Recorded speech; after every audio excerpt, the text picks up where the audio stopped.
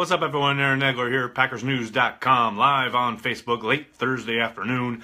Not a whole heck of a lot going on, so I'm going to keep this one short today. But I did want to jump on, didn't want to miss a day. Goodness knows, Packer fans, you always got something on your mind. So let's get to it. Let the healing begin, to quote Matt Damon in Good Will Hunting. Anyway, Wayne, how are you, buddy? Thanks for joining us. Jennifer, hello. Thank you for joining. Clickbait. It is clickbait, Lloyd, and you've clicked. Thank you for taking the bait. What's up, Dan? How are you? Thanks for joining us. Hi, Jason. Thank you for joining us. Orlando checking in. What's up, Matthew? How are you, buddy? Favorite part of the day, Luis. You need to get out more, buddy. Matthew with the first question. Do the Packers move up? I don't think they need to, just because of the way this draft is supposed to play out. Now, we all know things happen each and every year that people don't expect, and surprises happen. But if, any number of quarterbacks get taken in the top 10, right now it could be anywhere from between 3 and 5, end up getting taken in the top 10, that's going to push down a lot of talent to the Packers at 14. There's not really a need for them to jump up. Now, let's say, a bunch of quarterbacks do go in the top 10, and say somebody the Packers really like, maybe it's Jackson from Iowa, maybe it's Davenport, who knows, but somebody they really like is sitting there in the 12, 13 range, and they want to jump up and make sure they get their guy, and that's provided they love this prospect, whoever this may be. Then maybe, but I don't see them giving up any significant draft capital to go up and, say, get into the top 10. This is a year they don't really need to. It's rare that they're this high in the draft. We all know that. They haven't drafted. It's going to be a lot earlier on that Thursday night than we're used to the last 10 years or so. But, I don't see them jumping up a significant amount. If they do, I would tend to think it's because someone they absolutely love has dropped out of the top 10 and they want to go get him. What do you think of Brian Caravu's 7-round mock? I thought it was interesting. You had Harold Landry in the 3rd round. I think the Packers would run the card up for that one. But, I thought it was good. I liked his the way he introduced it, saying he solved all their offseason needs in one draft without using free agency. Sounds like a man who's been under the tutelage of Ted Thompson. Do you think Davenport will be there at 14? It really depends on who you talk to. I've spoken to personnel people from a couple of different teams in the league, one in the NFC, one in the AFC. And I have one guy tell me he thought he was a surefire top 10 pick. I had another guy tell me he wouldn't be surprised if he dropped out of the 1st round. So I really think the beauty's in the eye of the beholder on Davenport. Obviously, the misgivings there are the competition. The fact that he played at a smaller school and didn't go up against big-time competition. The pro is that his athletic ability seems to more than make up for that. He absolutely shows explosiveness, strength, ability to get to the quarterback, ability to bend, cut the edge, etc. I think after the combine, I think he's going to be a surefire, say, top 15, top 12 pick. Maybe he lasts to 14, but if he, is as explosive and puts on the show I expect him to in Indianapolis next week, I think there's a really good bet he goes top 12, top 10. So we'll see. I mean, like I said, right now opinions are really split on him. I heard early, and this was early in the process, the Packers weren't enamored with him. That may have changed. That was, a few months ago. That thinking may have changed at this point, but we'll see. Like I said, it really depends on who you talk to at this point. What do you think of trading down? I am always a proponent for trading down, getting more bites at the apple, so to speak. I know some fans are of the opinion that you've got to stand pat and take a player because that's the only way you're going to get better, to get the more talented players. I don't necessarily think that's true. I think after you get through, each and every draft has usually, year in and year out, around 15 to 20 truly, true first-round prospects graded out. Say that your personnel team has put together their draft board, and 15 to 20 guys every year have an actual first-round grade. After that, there's a large swath of guys who are pretty similar grading-wise.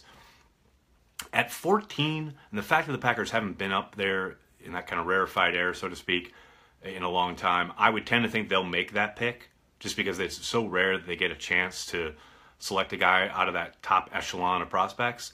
However, if they get on the clock, say they get on the clock, and there are 3 or 4 guys sitting there that they like and that all have similar grades, it wouldn't surprise me at all to see them drop down, get a few extra picks. Maybe a quarterback starts slipping that a team down in the 20s really loves and tries to jump up and get. I could see that being a possibility. I don't think Gutekunst is going to, actively look to do it, but I could see it playing out. You never know. Julia, does Fuller hit free agency? That's a really good question. I think everyone in Chicago is kind of waiting on pins and needles to find that out. Ryan Pace obviously could slap the franchise tag on him. He had a really good 2017, and I think he's really coming into his own. He had real good flashes his rookie year, really struggled in between there, and then his contract year, he really balled out. So I think they're probably weighing that. I would tend to, my suspicion is that the Bears will franchise him, but that's just guesswork on my part. Pace has made a lot of really iffy moves, especially in free agency. I'd be surprised if he let a guy who finally looked like he was kind of rounding into shape walk out the door. And obviously they would get a comp pick the next year, but he's made some really questionable decisions the last year or two, and I think he's really got to hold on to the talent he can. If you are Gutekunst, would you take, at 14, Vita Vea or Josh Jackson? Whew, that's a tough one. Probably Vita Vea, and I know that's not popular with a lot of the internet draftniks in Green Bay, but I like dominating big men. I think you can do a lot by dominating up front. I think Jackson's a really good prospect. Obviously, he would help the Packers. To me, it's about dominating the line of scrimmage.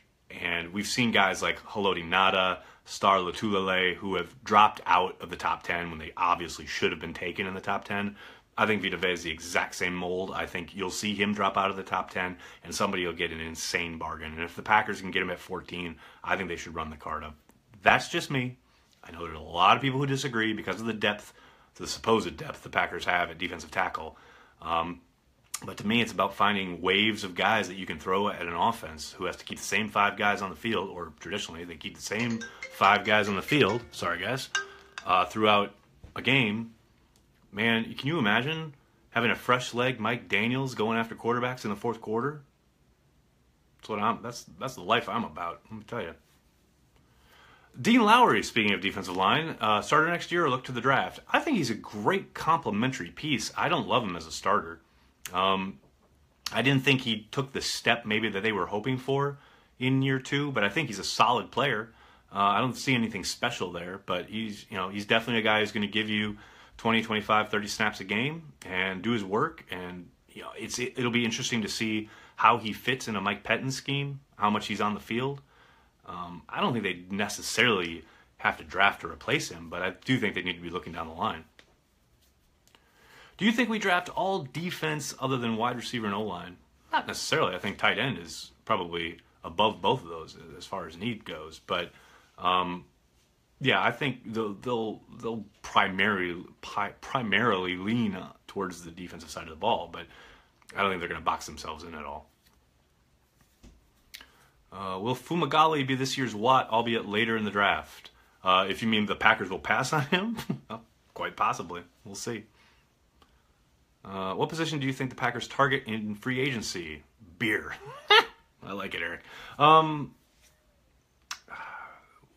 I tend to think they'll probably look at corner first in free agency. I know a lot of people have been talking about, and I've talked about them looking at certain wide receiver prospects. But I tend to think wide receivers are going to get big money. And I think, they can get immediate help at corner and draft for the future at wide receiver. Obviously, they got a lot going on there with Jordy Nelson and Randall Cobb, what they're going to do with their contracts, what they're going to do with them in general. They got to start drafting their replacements. I think that's the way they'll lean. Aaron Colvin to the Packers. I think it's a possibility. There's no doubt about it. I think he's going to be a hot name in free agency, but I do think that's one guy in particular that they may kind of gear up to try and take a run at, so to speak. Can you see the Packers moving Damarious Randall to safety? Not at this point. I thought last offseason that might be a possibility and actually might be a good move for him. But I tell you what, he played so well the second half of the season. I don't think a lot of people understand or realize how well the kid played his last 8 games. His game against Tampa Bay was probably the best game he's played as a pro. He played extremely well against Cleveland. If you turn on the tape from the last half of the season, he was playing lights out football. And I don't think you now turn around and move him to safety. I do think he'd make a good safety. I think he is best when his eyes are towards the quarterback. But I tell you what, he was, like I said, he was playing very, very well against some really good competition later on in the year. So, no, I would keep him at corner for now. Talib an option? Yeah, Don, he's an option. I think he's going to be an attractive option for a lot of teams. And I think a lot, obviously, will depend on their research about his off-the-field issues.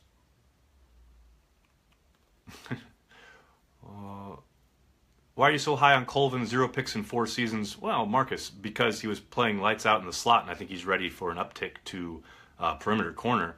And, you know, just because he wasn't getting interceptions, well, that means quarterbacks weren't throwing at him, right?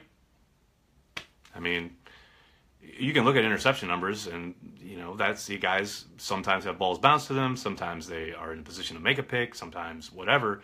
You turn on the tape, Colvin played extremely well. Now, I'm not saying he's going to come in and be, you know, Dion in his prime or anything, but he's certainly going to be better than anything the Packers have currently on the outside. He would certainly be an upgrade from Devon House. What about Rollins? You know, Rollins clearly has a long road back from the Achilles injury. I will be very surprised, given how poorly he was playing prior to the injury. Although it was funny because he seemed to be kind of starting to bounce back in that Minnesota game prior to getting hurt, but yeah, it's a long shot. I would say to see him contributing any serious time in a secondary that is desperate for speed. The guy had barely any speed to begin with, and now he's going to be coming off an Achilles injury. It's a long road. A lack of picks doesn't mean a cornerback isn't good. I agree, Sean. Aaron needs a raise, that's for sure. I don't know why Alexa's talking to me. Okay. All right, guys, I'm going to take 1 or 2 more here. Would you trade Rodgers for 2 full draft classes? No. Do we know... And I'm not Mike Ditka. Pac D hasn't been the same since Zombo packed his bags. That is an all-time comment. I love it. Do you see the Pack going after any big-name free agents?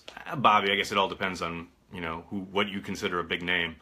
I don't see them going after, say, a Jimmy Graham. I know that's been a popular name out there. I'm trying to think who else might be. Malcolm Butler is somebody I think they'll call about, but I don't see them getting into a bidding war for the guy. I think they'll look at the mid-tier guys, and they will sit out kind of the early stupid money portion of free agency. Do you think Fuller is worth going after? Lane, I do.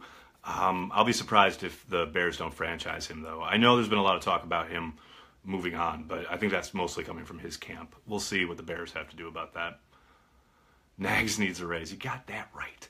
All right, everybody. I'm going to jump. Thank you so much for jumping on. I'm sorry if I couldn't get your question. Make sure you're checking PackersNews.com. I'll be back tomorrow to wrap up the week. In the meantime, PackersNews.com. Just keep hitting refresh in case something happens at 1265 Lombardi, because you know we'll be all over it. All right, everyone. Thanks a lot. Have a good night. Talk to you soon.